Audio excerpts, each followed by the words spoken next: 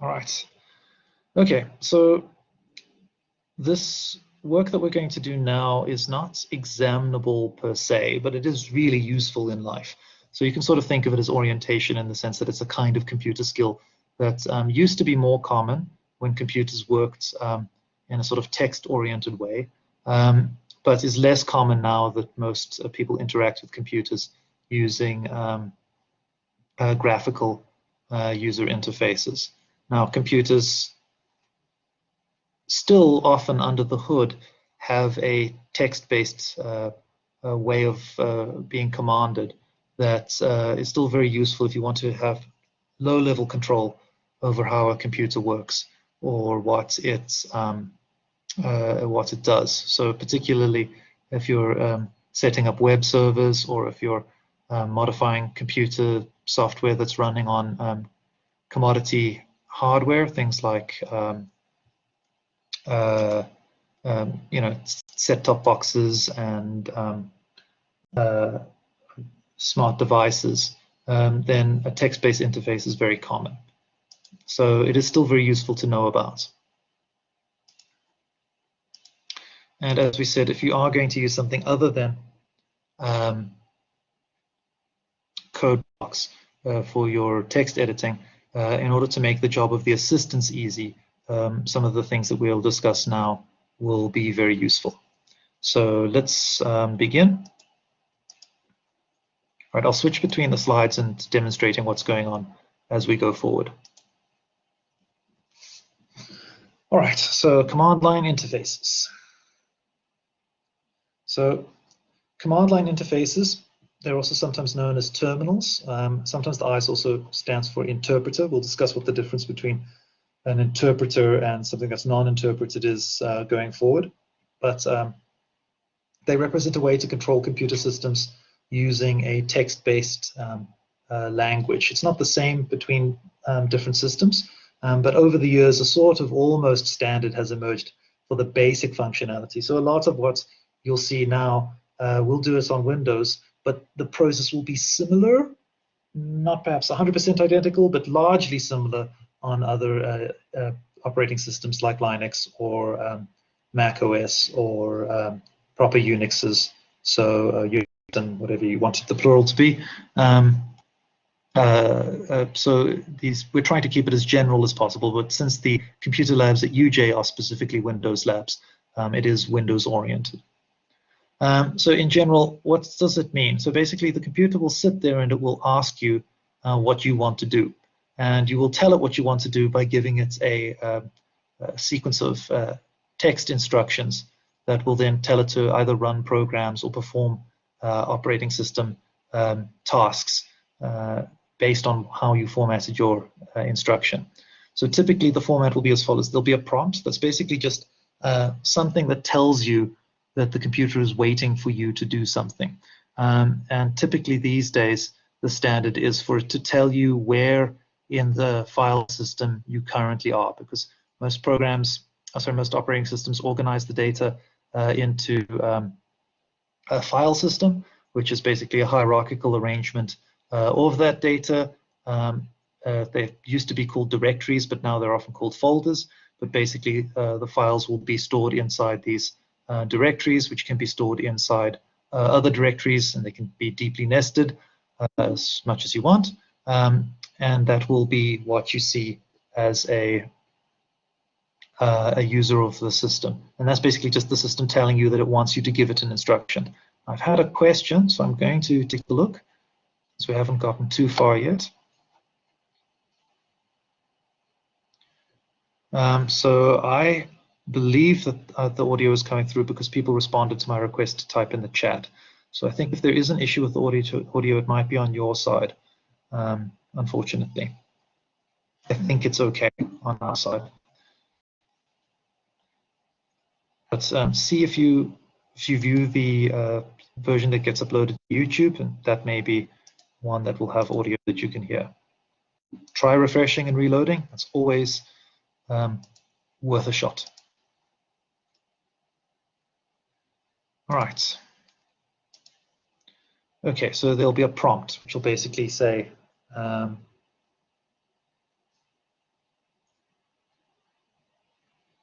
that the computer is asking you to give it an instruction, which will take the form of a command of some sort.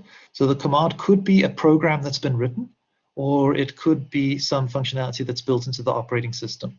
And then there will be a list of extra details, extra, what we call them parameters, but there basically could be options that you want to control how the command is executed, or it could be data that the command needs to process, or it could be locations where the data can be found or where the data needs to be sent to. It can literally be anything. It's basically all of the information you need to give to the command for it to behave in the way you want it to behave. So the command itself will determine what kinds of parameters it can understand. So yeah, prompt is a signal to the user that the system is ready to accept a command. It usually contains some extra information like the current directory. The command is the action you wish to undertake, and the parameter list is additional data relating to the command. Some of the basic commands that exist allow you to do things like move around within the file system. So finding out where you are in the file system, moving throughout the file system, so changing directory. Can be relative to where you are, or it can be based on an absolute location. So we'll discuss the differences between those two when we work through the examples. And then likewise, you might want to do things involving files. You might want to create a new file, or delete existing files, or duplicate files, or if the files happen to be programs, you might want to run those programs, so execute them, or you might want to change directories and so on. You might want to see what properties the file has. So, for example, things like when the file was created, or what sort of permissions exist on the file. Are you allowed to delete it, or are you allowed to execute it, or are you allowed to do various things with it? Or you might want to display the contents of the file. That could be, and most often is, done by running an external program and passing the file name as a parameter. But you can also just directly display the contents of the file raw to the terminal. Mostly, if that file isn't a text file, will be uninterpretable nonsense. But as we'll see, actually, even in that nonsense, there sometimes is information that you can find. Now, the command line actually allows you to do some things that you can't easily do through the graphical user interface. And that's basically a kind of pattern matching. So if you want to do a certain operation repeatedly on certain kinds of files, you can specify the pattern that exists in the names of those files and have your operation apply only to those files, rather than manually selecting them all in a graphical interface. And very often, the complex functionality in an operating system comes from combining a bunch of very simple commands together. In fact, the philosophy that governs that is called the Unix philosophy, based on the Unix operating system. And the idea is that every program should be small and do one thing, and do that one thing very well. But it should be open in the sense that you can combine it with other programs to achieve more complicated effects. And then, very importantly, we'll see that you can also store commands for reuse later. I've heard there have been some prompts since I was talking. I'm just going to go back and check and see what people have to say. Is this the theory part? This is, it's not in the theory in the sense that you're not going to get stuff like this in your semester tests 1 questions. This is basically just how to use a computer system in a way that you might not be used to. This used to be the only way to work with computer systems, because there was no such thing as a graphical user interface. However, since most of you grew up in an era in which graphical user interfaces were the only way, or not the only way, the default way to use things, this might be a skill that you did not acquire till now, and it's useful to have, but you won't be tested on it specifically. So, so it's still just orientation, really. Yeah.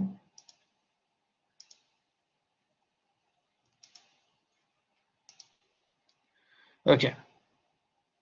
All right, so Windows grew on top of an operating system called DOS, the disk operating system, which was pinched, thieved, or stolen by Microsoft out of an older operating system called QDOS, the quick and dirty operating system. And And it was what made Microsoft famous and successful in the early days, because the original view of computer hardware, or computers, was that the hardware was important and that the software was not important.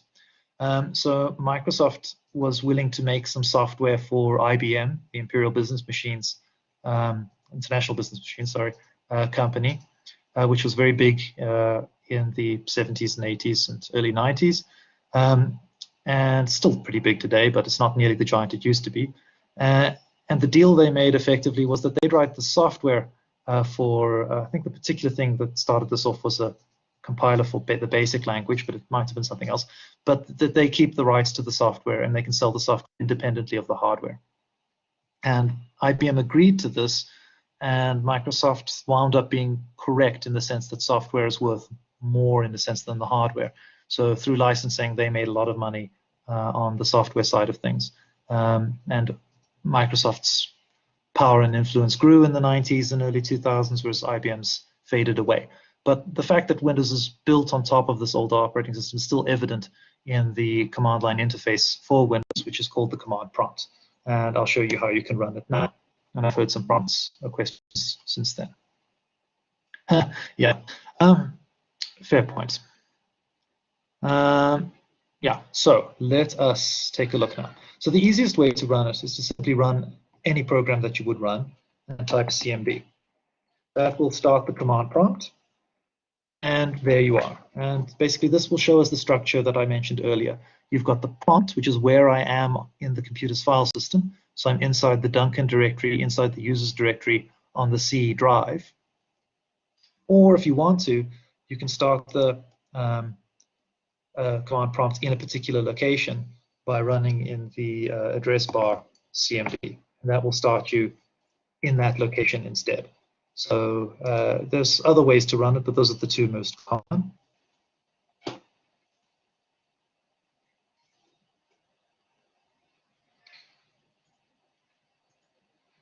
So if you really want to, but it seems way too much trouble, you can hold down the Shift key and then bring up the mouse context menu, so the and then choose Start Command Prompt here, which I think will still work. Oh, it'll be in here somewhere. What a mess. No. Control Shift. They might have changed this. Oh, it's because I'm selecting the file itself. Let me just see.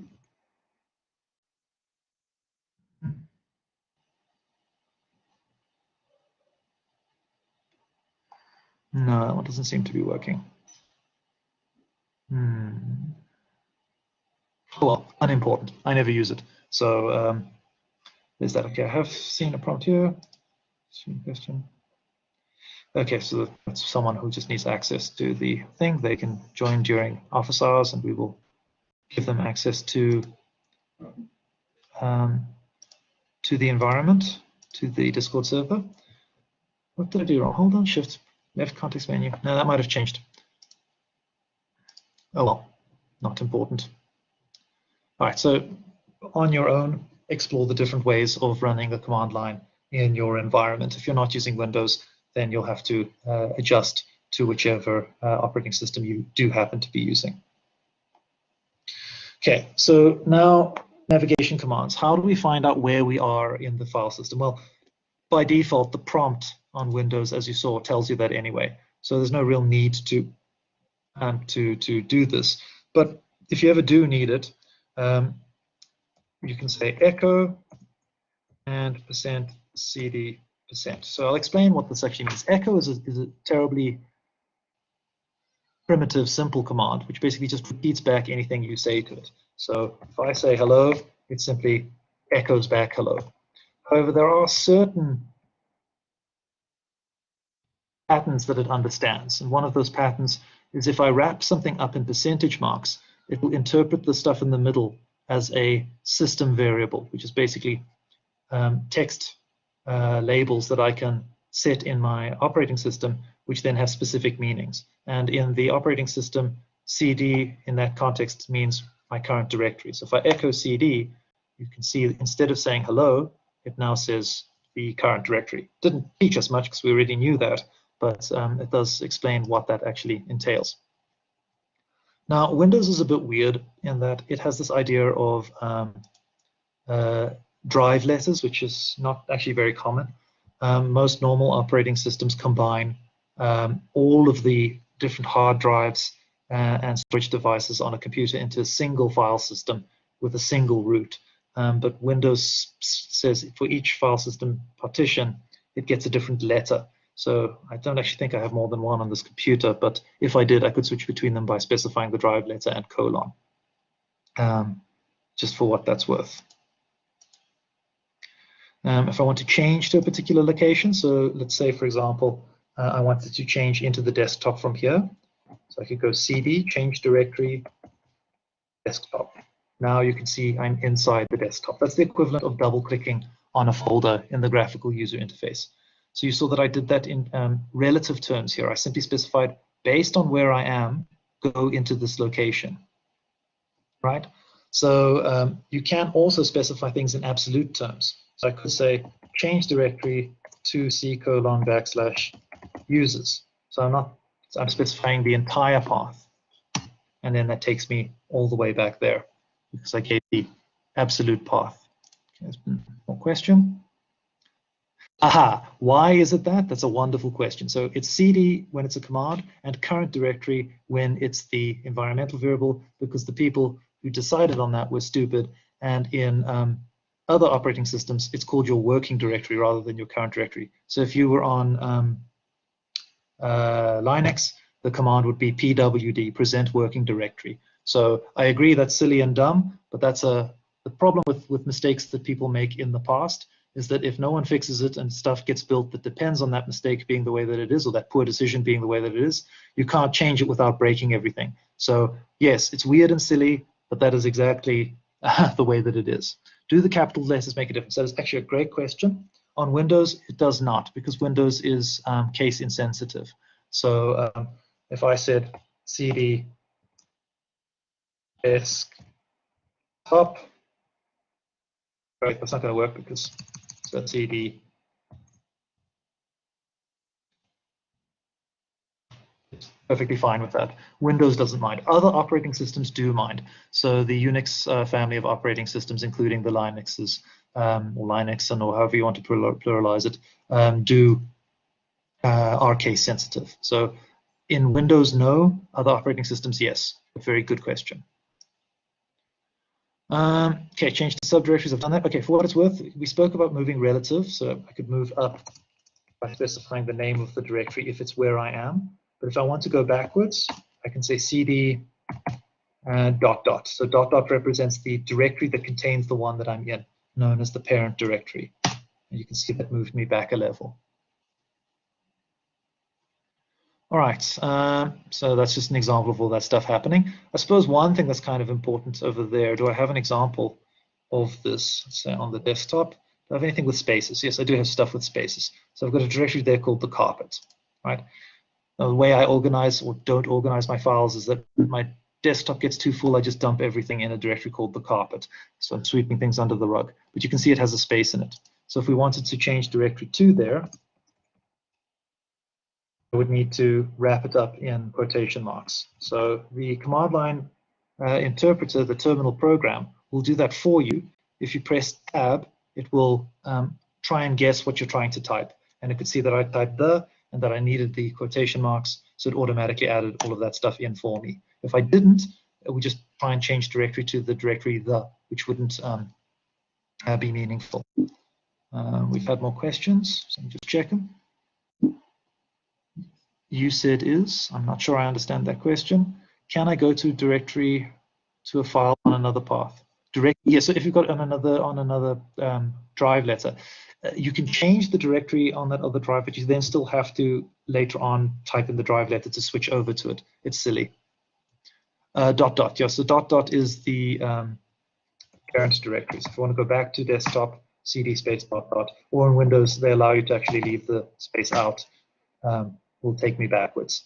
Technically, what you're doing is you're actually changing to a directory that's name is literally dot dot. It's a special directory that gets created automatically inside every directory.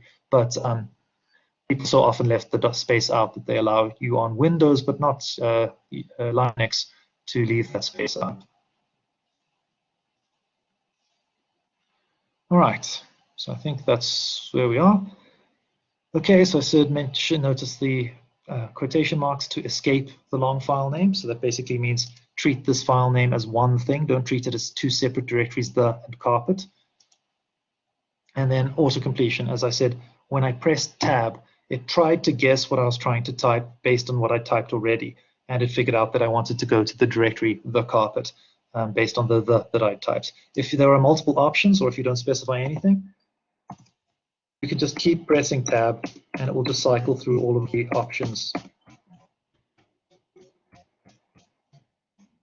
So you can see the use of the tab for auto completion.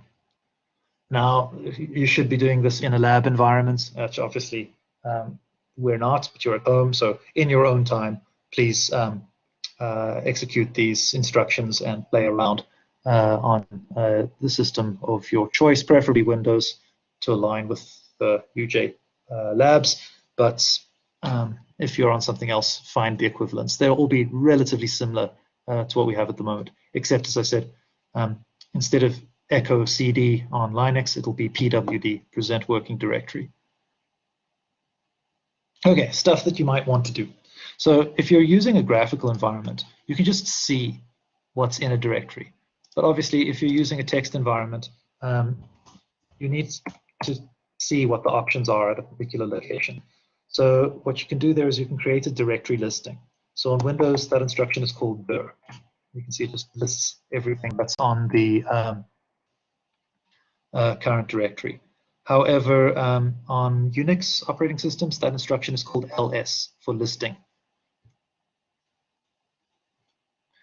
This is a fun one. This is type. Yeah, that's great. So what type will do is it'll actually just take the contents of a file and dump it to the screen. So let me actually make a directory. Do I have made a directory yet? I haven't yet. Let me make a directory first. So if I make a directory, that's mkdir. I don't know. Give it a name, and then I can change into that directory. It now exists. So let's say I made a file inside it. I'll do that through the IDE at the moment. If not IDE, the graphical environment at the moment. Text file is fine.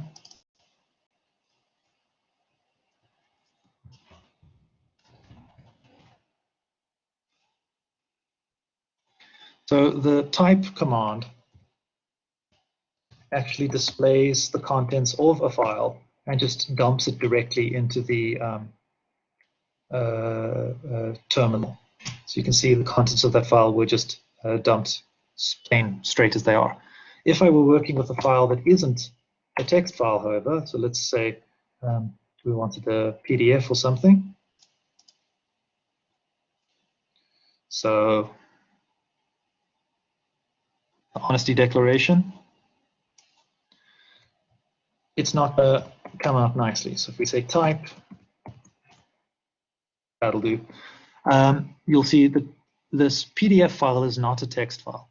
It's a binary file. So the data inside it has been converted into numbers. Well, at the end of the day, text is also just numbers, but numbers outside of the range of normal text, which have specific meanings to the file programs that understand the portable document format.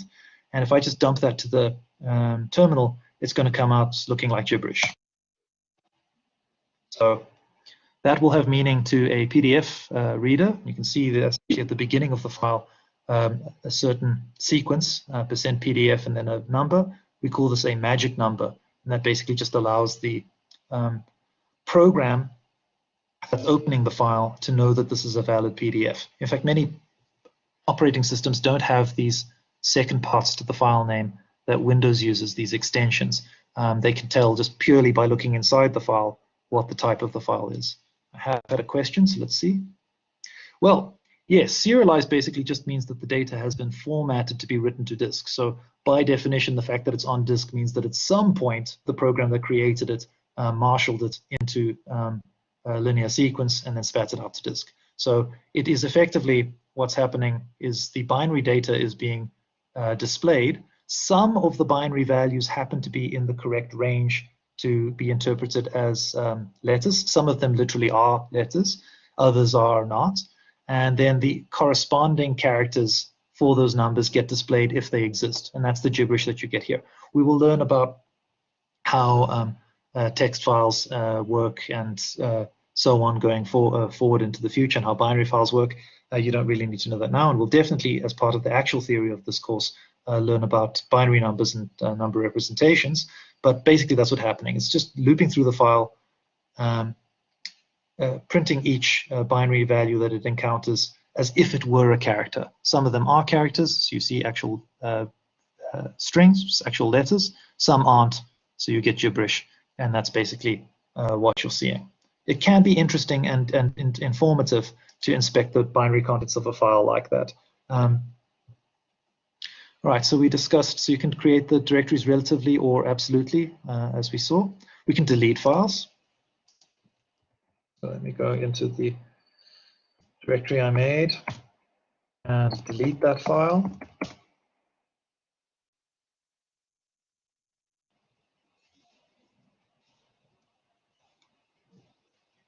I want to see it. Yeah. Goodbye. So that worked.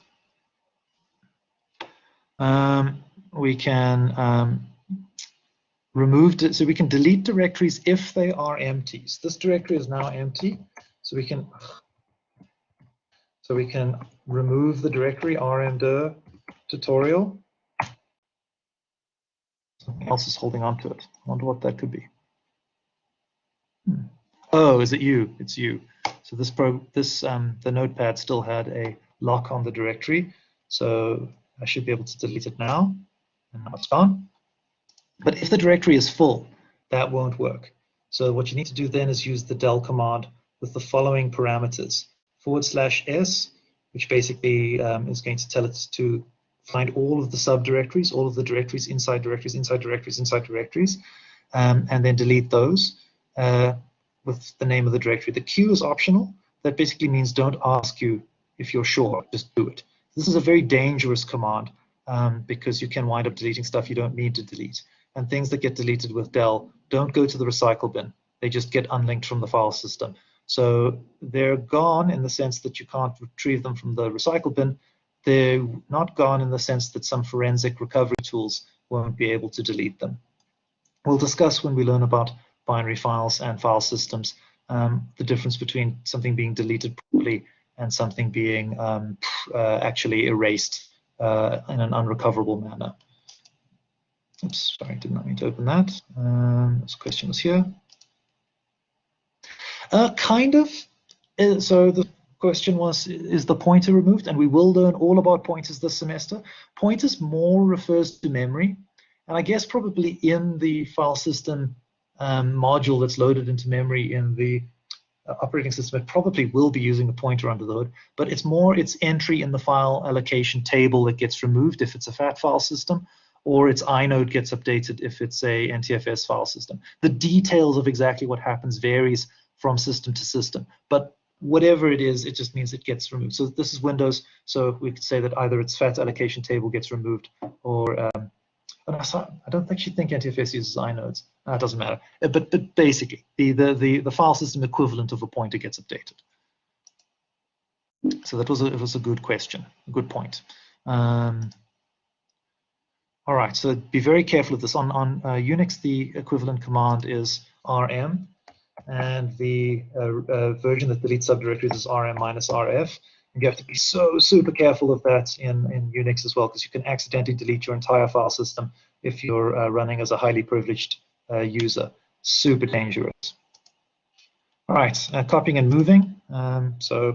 Okay, let's say I wanted to copy let's remake this directory, make a new one, tut. Let's say I wanted to copy the honesty declaration into the new directory. So if I go into tut now and I look inside it, you can see that the honesty declaration is there. Also, for what it's worth, you can now see that there are actually two directories that already exist inside tut.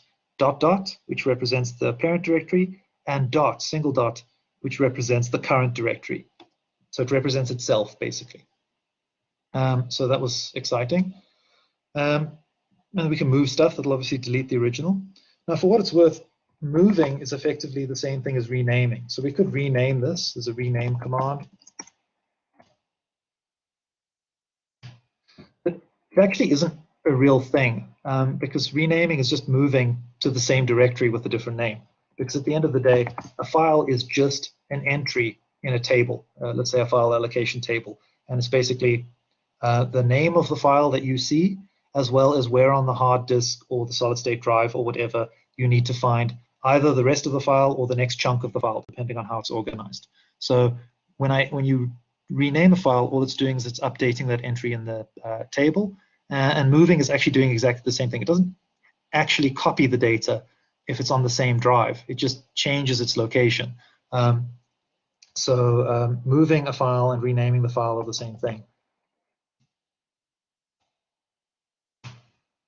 This does prompt you, and the other one didn't, but the actual underlying effect is exactly the same. I just renamed it now. All right, I think that's enough for there. Okay, now dir by default just gives you a very simple listing.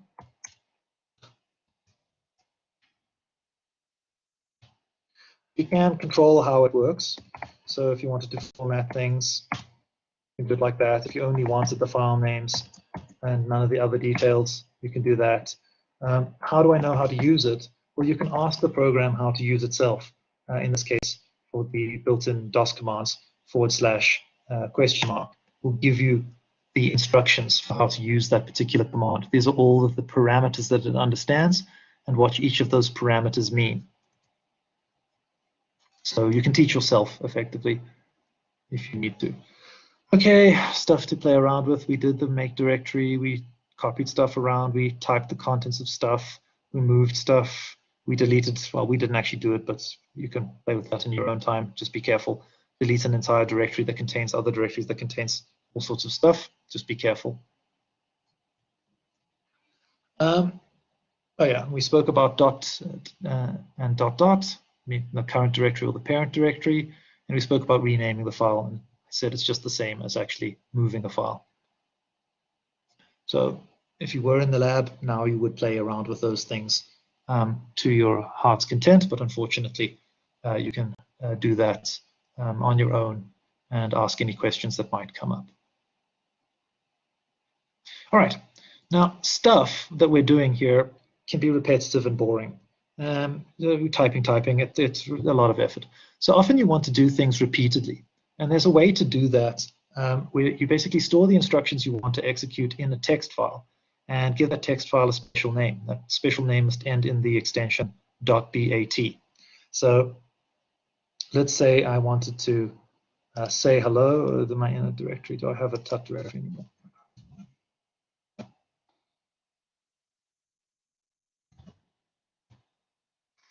Okay. So let's say I wanted to repeatedly, for whatever reason, I wanted to always display the contents of a directory and then delete that directory. Hi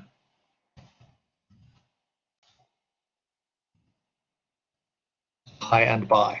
Now it's just a regular text file, but I have to be very careful to make sure that the extension to that ends in .bat. So the very important thing is not the default on Windows anymore. Notice that when I look at files in the graphical user interface, I get the full name of the file.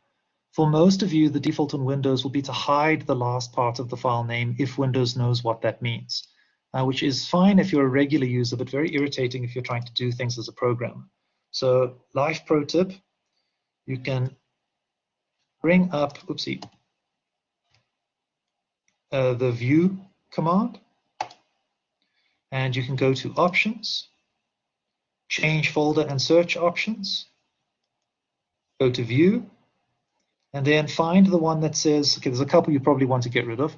So find the one that says hide hidden folders and drives. Change that to show hidden files, folders, and drives. Why should the operating system hide things from you? It's not the boss of you. And then likewise, we're here where it says hide extensions for known file types. You don't want that. It should show you everything. So deselect that. Then you will get the full name of the file. Because the problem when Windows is hiding the file name for you, let me actually set it that way, and it'll show you the problem. Let me switch that back to .txt.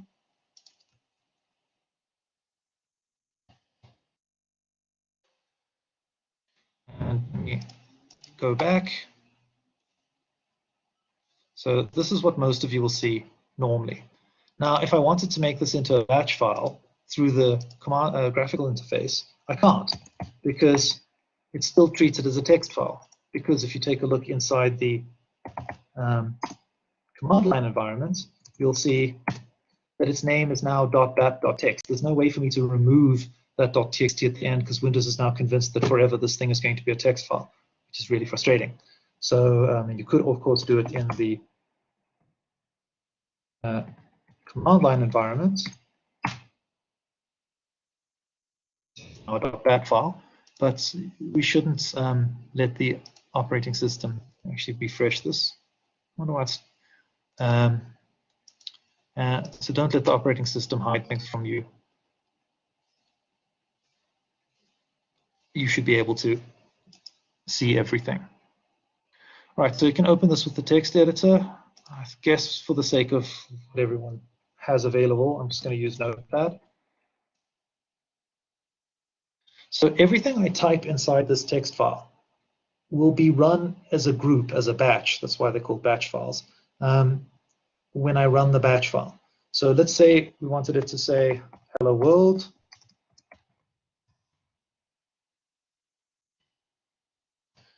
Display the contents of the directory, and then delete all PDFs in the directory. Oh, I haven't done wildcards. So then delete f.pdf. Straightforward thing. So when I run this, right, I can run it either by double clicking on it in here. Should work. No, it's set the default handler to be Notepad graphical interfaces. If I run it from the command line environment, hey, do you still have a .txt ending?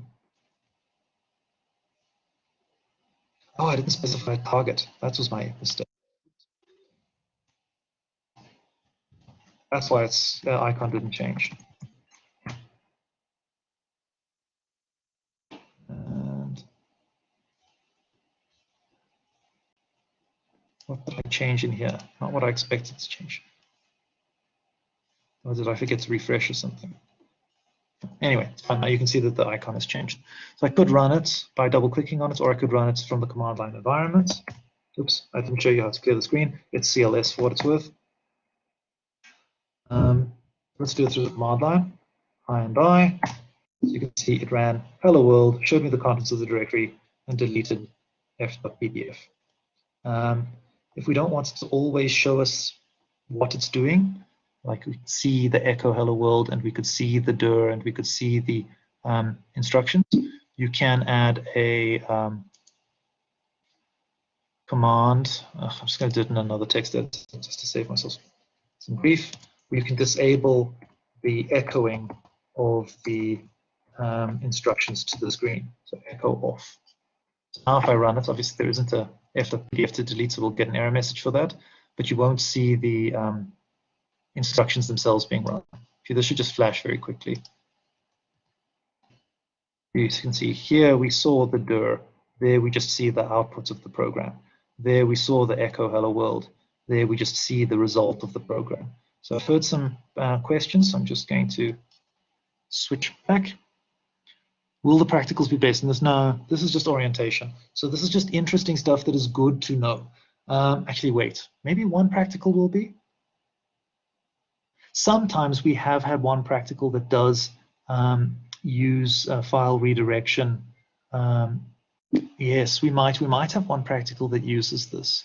We haven't actually firmly decided on that. So it's a maybe. Definitely won't be in the semester test of the exam, but there could be a practical that makes a use of this. But it'll be very easy. I'll show you. Is it a must to know all of this by heart? Absolutely not. So this is just to introduce you to the fact that there are more ways to use the computer than you might be used to. and that some of these ways can in fact be more powerful than simply relying on the person who programmed the environment you're in having provided a button or an option for you to do something. The PDF is available on Eve, so you can grab it, log in as the user. Don't log in as this user, log in as yourself.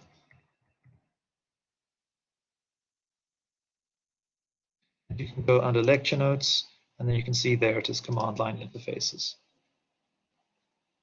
Okay, good questions. And so these questions also being lost and all the practical business, you should get used to this feeling. You're learning new things, so it's normal to find them strange at first. Otherwise, you're not being introduced to new knowledge if something seems immediately familiar and comfortable the first time you see it. So the important thing is to keep engaging with the content until it becomes familiar to you. Yes, all of the tutorials will be identical. So it'll be a different person doing it, so they might do something in a slightly different order or have a slightly different spin on it. So sometimes you can get more insight onto something by watching different people do stuff. You don't reset your password. You can read the instructions on the front page of Eve, which then tell you that you must email your lecturer, so in this case it's me, from your official UJ account. And I will reset your password for you. Okay, so remember your password starts out as your student number, so be sure that you're not trying to log in using your Ulink password. It's a separate password. Okay, all right, let us continue. All righty. Okay, so this will just basically go through the whole thing that I did there. Okay, it deleted a PNG that looked like that, showed you the echo off, but what it didn't do, what I didn't show you is the wildcard expansion. So you can see here in this instruction, it's not just deleting a particular file, it's deleting all files that end in .png.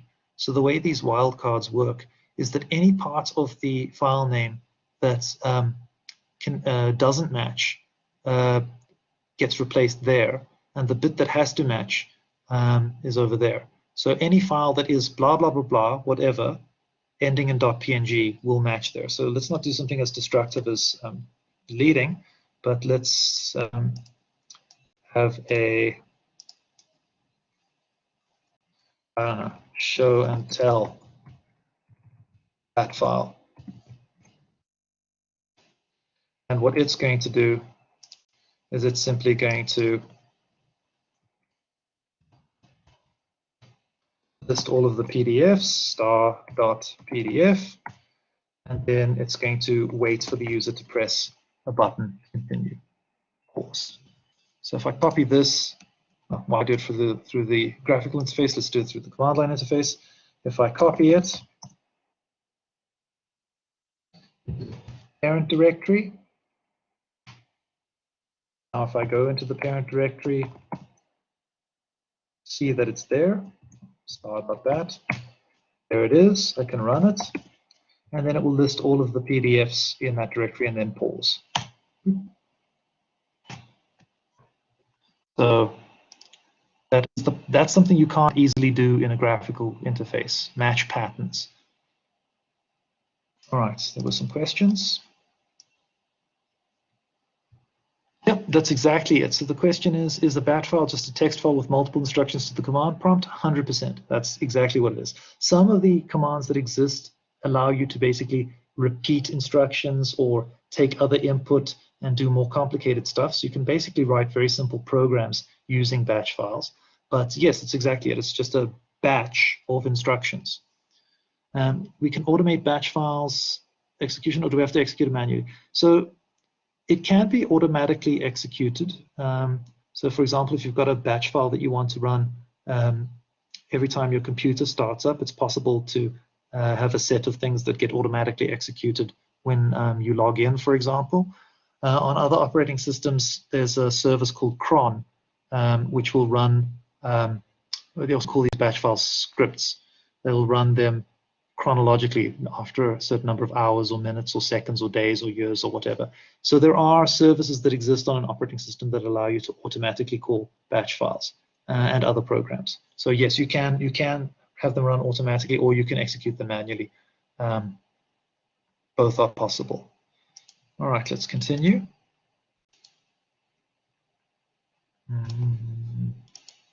Yeah, all right. Okay, so yeah, this is all stuff we've covered now. The asterisk is a wildcard character, and it matches any sequence of characters. So del.star.png will delete all the PNG files in the current directory. Echo off, as we said, stops you from seeing the commands themselves, just their output, and pause waits for the user to press a key before continuing. So the use of pause in particular becomes useful if you're running a batch file from the graphical interface and you want to actually see the results. Oh, that's in here somewhere. What a mess. So normally, as you saw before, the batch file would just flash past, whereas this will actually display things and then wait for input. Yeah. All right. Okay, you're going to have to play with those things on your own time, but good luck with that. Now this is the very important and powerful stuff. How much time do we have? We should be able to finish it. Yeah, it's plenty of time. Plenty of time. We've got plenty of time. All right. That's an interesting question. So the question is the command line still considered a high-level language? Technically, yes, because it doesn't deal with low-level details that you can in things like C and C++, like with memory. But the Windows CLI, the command prompt that I'm showing you, is very old to the point where it can be so clunky that it's not really worth using it as a high-level language. There is a more powerful command line environment in Windows called PowerShell, which we'll show you, but won't go into much detail about it. And then, of course, you can use high-level programming languages like Python, for example, as almost a replacement for the command prompt if you want. All right, in the bat file, how would I go back to a higher folder and then forward it back to the same folder? So the CD commands will still work perfectly fine inside the bat file. So you can tell it to go into the parent directory, do things, change into a subdirectory, do other things. All of those codes will still work. So if you wanted to compile your C+ code from the source directory and output it into the bin, you could do that. You'll just need to specify the relative paths for the file name. So if your executable name was going to be prog.exe, you would need to refer to it as, let's say, ..bin/prog.exe, and it will redirect there. Now, you're not going to really use PowerShell unless you want, so I'm just going to show you that it exists and briefly point you in the direction of learning, of teaching yourself more PowerShell. This isn't a course in systems administration, so PowerShell is very powerful and useful. It's particularly useful actually if you're a .NET programmer, because you can write functionality in .NET and then you call it from the command line environment. So it is very useful, but we're just basically showing you the idea of command line interfaces in general. This isn't a course in PowerShell or a course in anything like that in particular. Okay, so this, however, is very useful. Of course, this all works in PowerShell as well. Is we can take the output from one command and send it somewhere else. So, for example, I showed you that the echo command will simply repeat back what you say to it. You could take the output from the echo command and send it, for example, to a file. So hello world.txt. That file doesn't exist at the moment. Why are you being weird? There you go.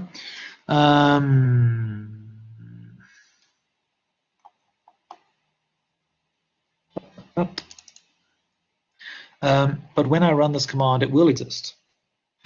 But you won't see anything on the screen there. The output was redirected to this text file. And there you have it. So that's very useful. And if I said something else like,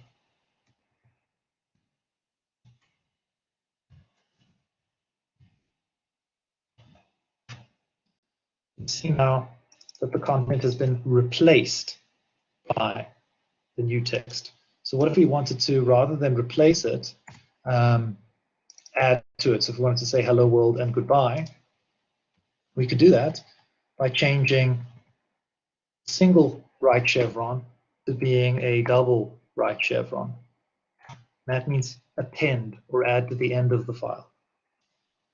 So we can see now, oh, did I say hello world twice? I actually meant to say goodbye world. Oops. Oh, it.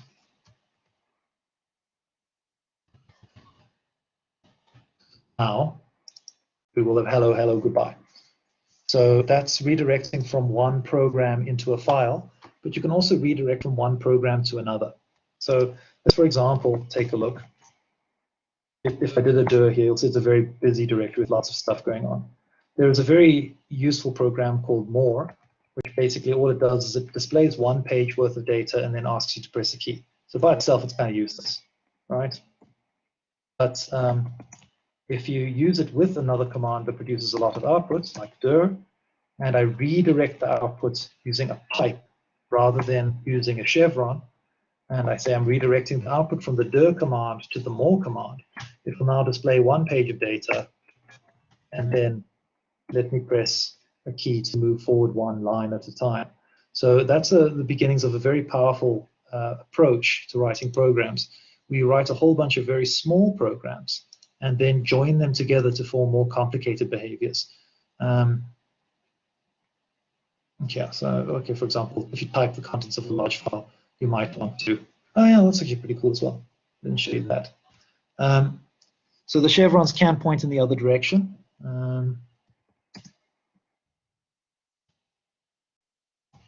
So I could, for example, use the command find, which will search for a particular string and display the line in which that string occurs, and then get my input from another file. So I'll do that in two ways. So I could say find, and obviously let's say goodbye, we know is in there. Oopsie. Goodbye. Quotes there because it'll include those literally. And I want to read that in from hello world.txt. We can, what have I done wrong here?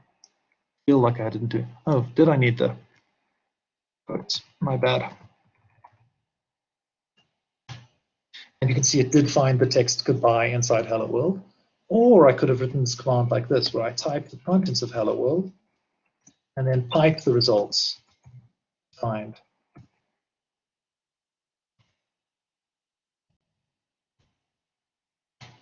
Same effect. So this is just showing you that the chevrons can point in the opposite direction to pull data in from a file. And again, just reinforcing that the pipe is used to send output from one program to another, one command to another. Yeah. Oh yeah, that's actually quite a fun thing as well. So there's the tree command, which also just gives you terribly long output, but displays the contents of your file system as a tree. But it's super, super fast. So if you wanted to, you could pipe that to something like more and then get one line at a time.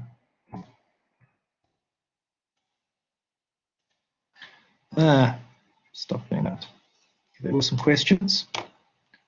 Yeah, actually, you can think of it like that. The open end of the chevron indicates the source location. Yeah, but I always focused on the pointy end being the destination, but yeah, that's a perfectly valid way of looking at it. Yeah, so you can sort of, I don't know if you ever learned when you were doing greater than or less than in, like when you were a child, and then like they represented as a hungry alligator that ate things. You could sort of think of the chevron as being like that, and the open end is the mouth, and that's where it's going to get its input from, if that helps. So there was someone raised their hands. So if you type your question in the prompt, I can see what you would like to say. So I'll switch back as soon as I hear something in the prompt.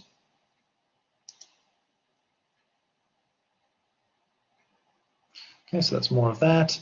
Again, in your own time, practice these things that we've discussed now.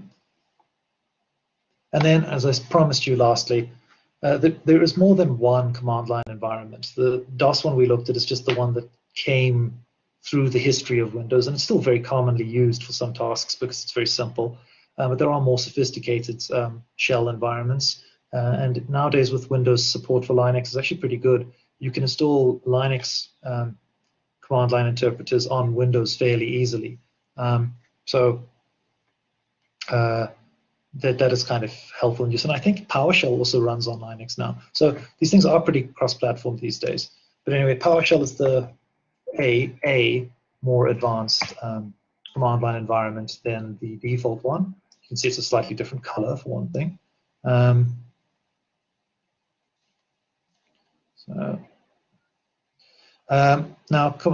PowerShell instructions take the form of commandlets, which basically have the notation verb-noun. So it's also case insensitive. So the commandlet that gets you a list of the commands that exist is get command.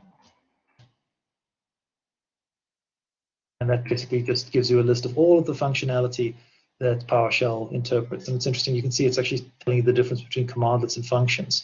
So these functions listed over here, it's actually software written in .NET programming languages that you can call from the PowerShell environment to do work for you. Aliases are just alternate names for pre-existing things. So that's quite useful. So if you want to look for what commandlets exist or commands exist to do I think it's clear on PowerShell, do a particular task, you can actually query PowerShell in quite a sophisticated way. So for example, you could say, give me all of the commands whose verbs include something. So for example, give me all the commands whose verb includes, and in that example we used get, and then it will return all of the commands that it knows that have a get as its verb. So if you follow the naming convention in these commandlets, it makes it very easy to find the functionality that you're looking for. And then there's also a get help command, which will basically tell you what help is available for various things. So if we say get help,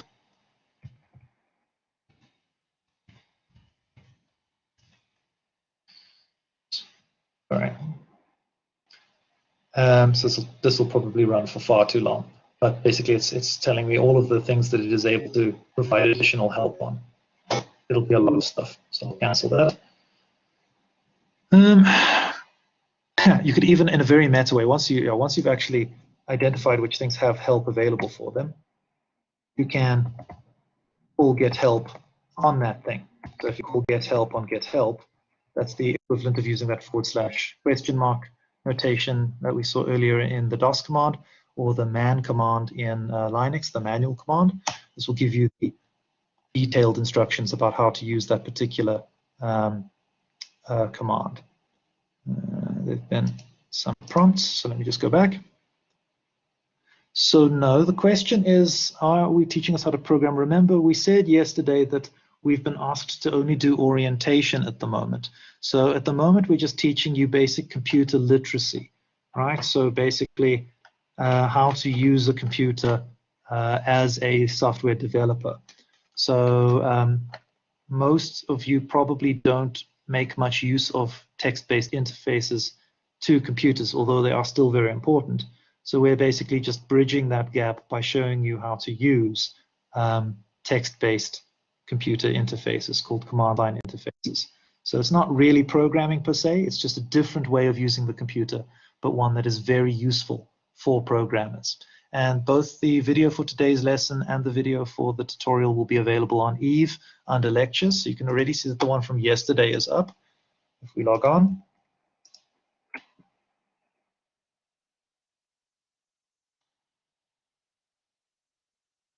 And you can see that under notice boards, under computer science, there's a thing for archived video lectures. And you can see that if you follow that, you will get to yesterday's lecture. And then obviously the ones for this will appear there going forward. Okay. So they'll all be available under notices as links. Or if you log on to Blackboard BB Collaborate directly, you can also get a list.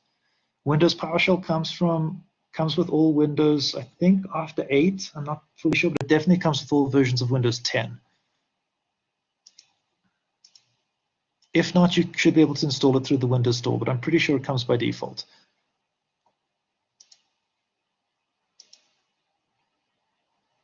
Okay, so play around with PowerShell and learn about the available commandlets. And if you want to use it, feel free. If you don't, that's also okay. We're simply providing you with background about the way in which you can interact with computers using a text-based interface and join simple commands together to form more complicated commands rather than simply by running graphical programs. So that's basically that. I think we're at the end now.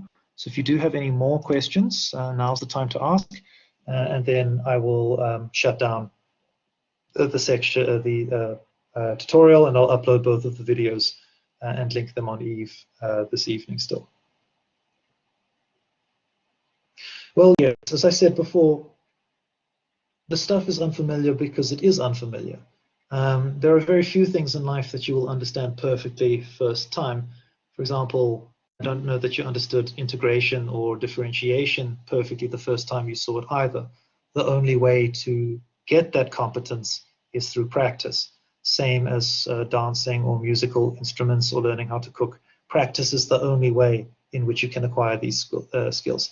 And the slides that I've showed you have already been uploaded. They are available under lecture notes, under the learning guide at the moment.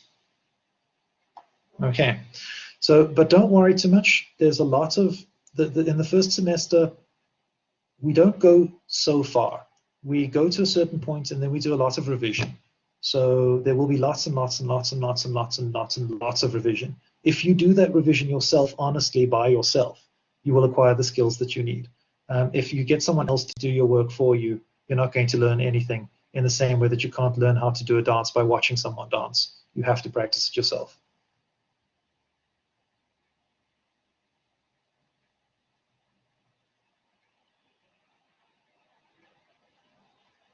Okay, so if there are any other questions, if there aren't any, I will stop the recording and end the session.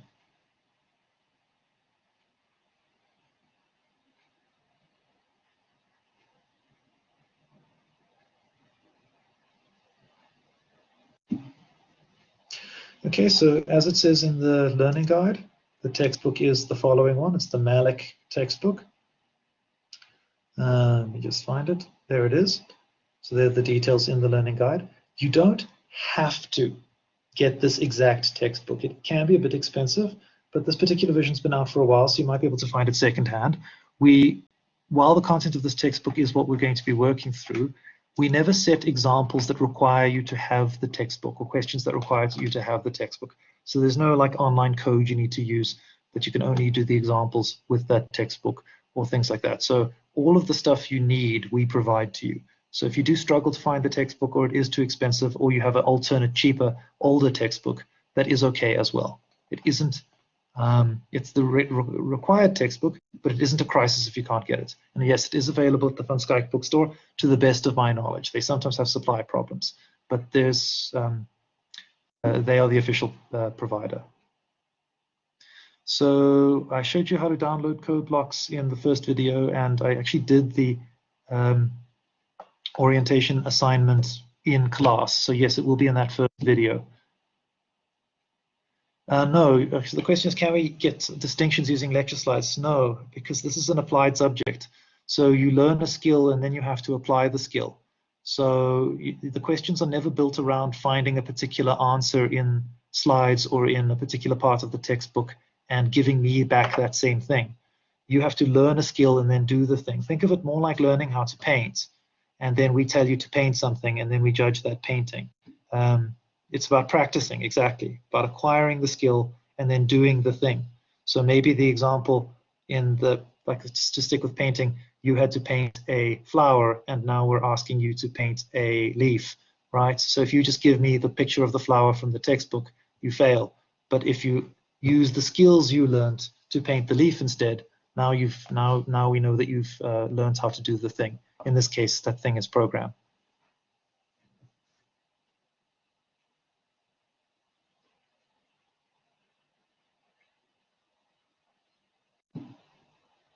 Okay, that's great. So really good questions, everyone. Thank you. I must say the engagement's been very good and the questions really have been excellent. So keep that up. If you just keep engaging and keep on working through the stuff, you will be okay. It seems hard at first, but programming is hard until it suddenly isn't. I promise you. It's like learning to ride a bike, or it's like a lot of other skills. It's very difficult, and then suddenly it levels off and it's not so bad. So our job is just to get you to that point where it's not so bad.